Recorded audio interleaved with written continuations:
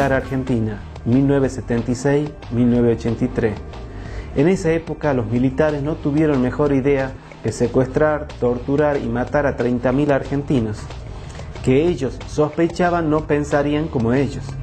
Más allá de lo horrendo, lo importante en este punto fue que sus madres, las madres de las víctimas, por el dolor y superando la impotencia, comenzaron a dar vueltas alrededor de la principal plaza de Buenos Aires, solicitando que aparecieran sus hijos, los desaparecidos. Estas madres fueron tan persistentes con sus pedidos de audiencia a los militares, a las organizaciones de los derechos humanos, seguían dando vueltas a la plaza. Cada vez más la gente, los periodistas, el mundo empezó a interesarse por estas víctimas de homicidio.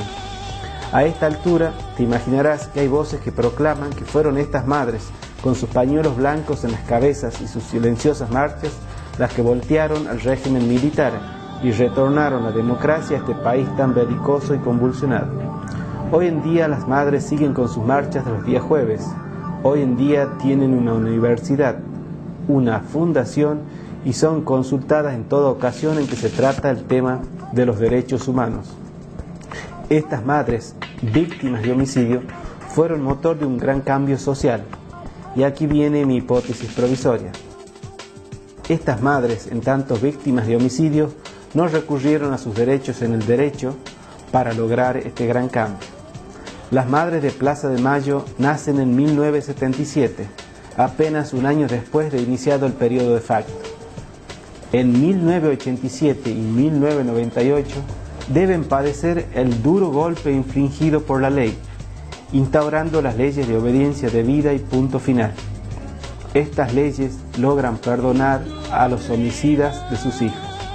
Ese mismo año celebran su 11º aniversario y proclaman la consigna de la reafirmación de la lucha por sus hijos. Su presidenta, Eve de Bonafini, llega a decir: no poner placas para no quedar petrificadas en el bronce, pues para esa época ya tenían reconocimiento nacional e internacional, aun cuando la ley instaurada era una lápida a sus objetivos. Estas madres logran transformar sus dolores desde la esfera de lo privado en una cuestión de que el homicidio inunde la esfera de lo público. Estas madres sabían en un saber muy inconsciente y también muy eficaz que la víctima es la gran olvidada del discurso jurídico. Desde que la criminología positivista de Lombroso, Ferri, von Gentin y compañía sustituyeron a la víctima civil por la víctima social, la sociedad toda debe ser protegida del delito. La víctima de carne y hueso, dolida y lastimada por el delito, pasó a un rincón formal y neutro de la justicia humana. Recién en el año 2005, es decir, 16 años después, estas leyes son derogadas y los indultos presidenciales a los genocidas de ese periodo son puestos en tela de juicio por inconstitucionales. Estas víctimas de homicidio, que son las madres de Plaza de Mayo, se puede decir entran al dispositivo jurídico después del año 2000, cuando se reactivan los juicios a los genocidas de aquella época sangrienta de la Argentina. Es decir, que estuvieron dando vueltas a la plaza por 23 años. 23 años que no fueron sin eficacia, aun cuando el discurso jurídico no las registraba. Es evidente que el poder de estas víctimas de homicidio no estuvo ligado a la figura del querellante, ni tampoco necesitaron estar llorosas y deprimidas para ser acogidas en un centro de atención a la víctima. El 10 de septiembre de 1990 fue encontrado el cuerpo sin vida de una jovencita de 17 años en la ciudad de Catamarca. Esta adolescente, según se probó en el primer juicio oral y público que se difundió por televisión en la Argentina, fue violada y asesinada en una fiesta negra de los hijos del poder de Catamarca. María Soledad Morales estaba enamorada de su novio, Tula, quien era casado. Esa noche, Tula, quien consumía drogas, la entregó a un grupo de amigos para que la violaran, pero no que la mataran, según denunció. El crimen tardó mucho en esclarecerse, y ello no hubiera nunca ocurrido de no haber sido por la presión de las víctimas de homicidio, sus padres, los Morales. Su madre, Ada, lloró ante las cámaras de televisión, pero no como una víctima dolida y melancólica. Lloró porque estaban desgarrados por el dolor, pero sumamente íntegros para luchar por el esclarecimiento de la muerte de su hija. Su hija, por ese entonces, era conocida como la adolescente que había aceptado ser la amante de un hombre casado, lo que para una sociedad tradicional y casi feudal como Catamarca de la década del 90, la Catamarca dominada por la familia Saadi, era como aceptar una condena que, si algo le pasó, por algo habrá sido. Pero allí estaban las víctimas de homicidio. Su padre trabajaba en la administración estatal del gobierno de Saadi, y si no quería que lo despidieran, tenía que dejar que la justicia investigue y silenciarse.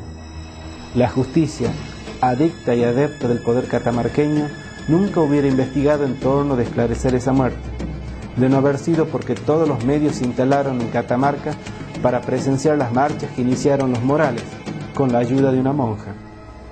El principal culpable de esta muerte fue Guillermo Luque, condenado a 21 años de prisión, hijo del entonces diputado nacional Ángel Luque. Tula, el entregador, fue condenado a 9 años. El esclarecimiento de su muerte reveló profundas irregularidades institucionales en Catamarca y despertó a todo un pueblo que rechazó la impunidad.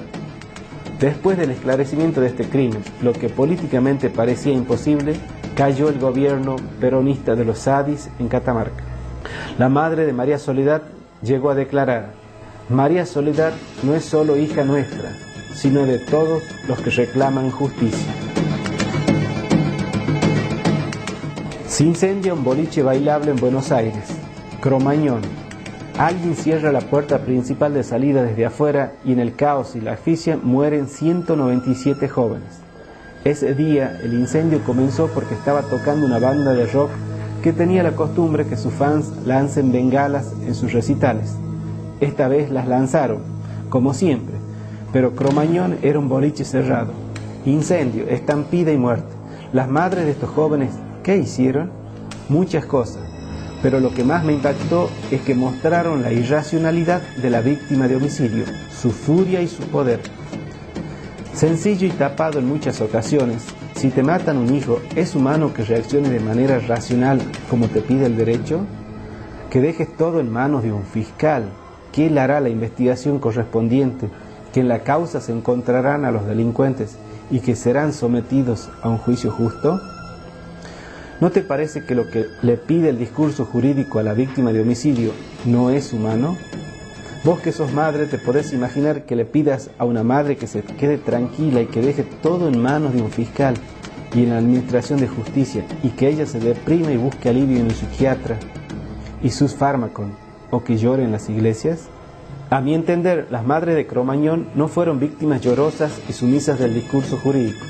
En primer lugar, hay procesados en el juicio, pero ¿quién es el responsable y culpable de tanta muerte? He ahí la pregunta que disparó la ira y